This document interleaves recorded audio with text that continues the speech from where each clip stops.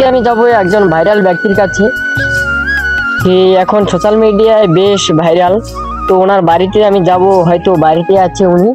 ওনার গানটা তো হেভি সুন্দর হয়েছে। তো উনি হয়তো বাসায় এখন আছেন। তো ও হয়তো ও এখন ওই যে ওদিকে খড়ি নাড়তেছে। তো আমি এখন ওনার কাছে যাব, যে ওনার যে গানটা ভাইরাল হয়েছে সেই গানটা আমি এখন ওনার কাছ থেকে শুনবো। এই ক্যামেরাম্যান এদিকে আসি। ভাই কেমন আছো?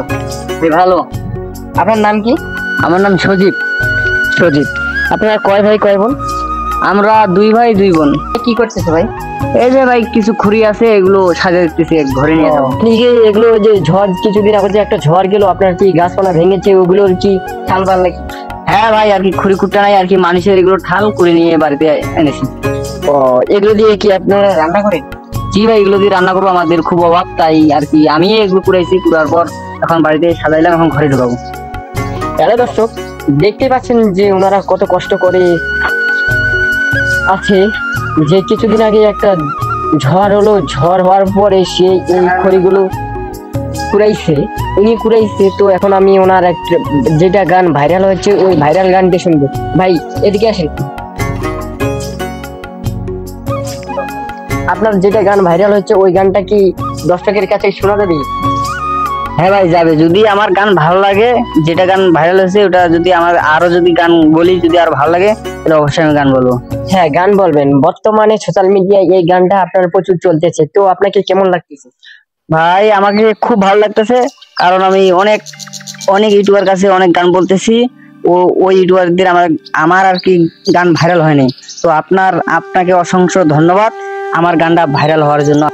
আচ্ছা, আমি আপনার জন্য তো কিছুই করি নাই, যথেষ্ট পরিমাপ করেছে এই সোশ্যাল মিডিয়ার লোক।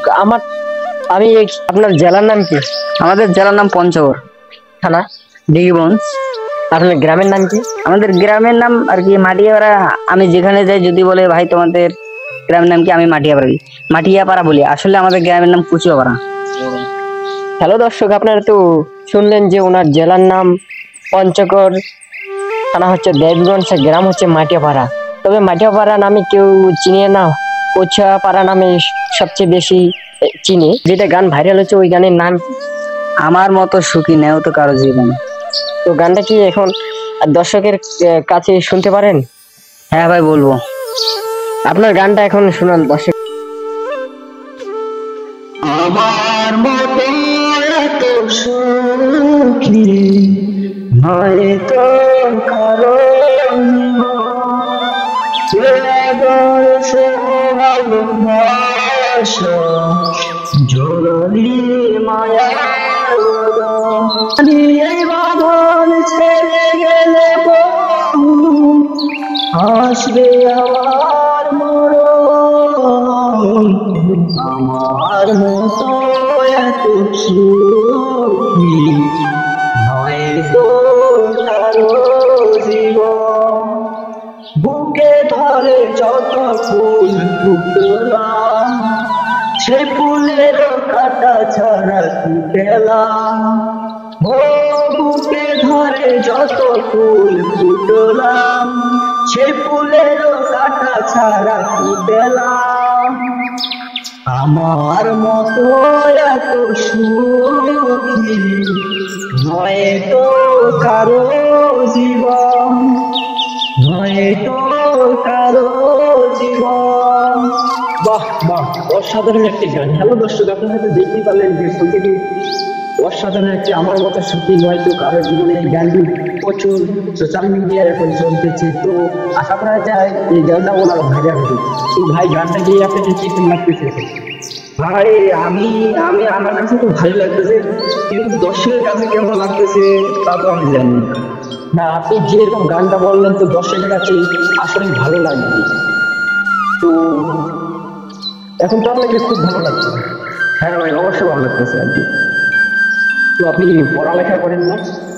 হ্যাঁ ভাই, গরিব লোক আমি আর কি, বাবা মা কৃষি কাজ করে আর কি, যেটুকু পড়ালেখা করাইছে ভালো করেছে, এবার ইন্টার ফার্স্ট ইয়ার আমি। হ্যালো বন্ধুরা, দেখতে পাচ্ছেন যে উনি একজন কৃষকের ছেলে, এবারে মেট্রিক পরীক্ষা দিয়েছে। তো ভাই আপনার পয়েন্ট কত? ভাই আমার তো পড়ার অতটা ভালো না আর কি, আমি গরিব ঘরের ছেলে, যথেষ্ট আর কি ভালো হয়েছে। 4.50 এসেছে 1 পয়েন্ট। বাহ, সেই কৃষকের ছেলে হয়ে সে নিজে কৃষিকাজ করে এবং কৃষিকাজের পাশাপাশি লেখাপড়াও চালিয়েছে। তিনি এবার জিপিএস হয়েছে তো 4.50। অসংখ্য ধন্যবাদ এই ভাইকে। তো আশা করা যায় আপনাদেরকে এই গানটি অনেক ভালো লাগবে। তো ওনার বাড়ির পরিস্থিতি একদমই খারাপ। ওনার বড় ভাই এখন অসুস্থ, শুধু ওনার বড় ভাই অসুস্থ, ওনার মাও অসুস্থ। গান